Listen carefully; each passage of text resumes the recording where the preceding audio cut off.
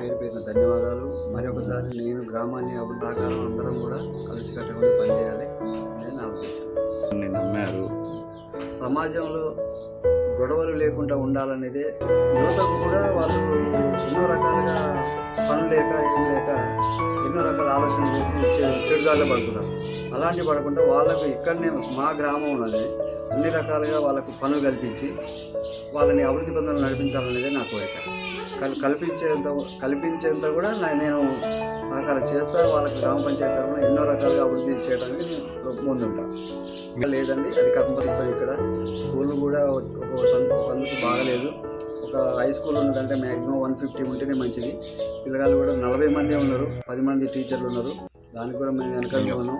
ఖచ్చితంగా దాన్ని ఇక్కడ అన్ని రకాలుగా స్కూల్ కూడా అభివృద్ధి చేసుకొని ఒక గ్రంథాలయం పెట్టుకొని డిగ్రీ చేసిన ప్రతి పిల్లగాని కూడా ఉద్యోగాలు తెప్పించడానికి ఇక్కడ ట్రై చేస్తాం. గ్రంథాలయం పెట్టించి దాంట్లో స్టడీ హౌస్ కూడా పెట్టించే ట్రై చేస్తామని కంపల్సరీ చేస్తాం.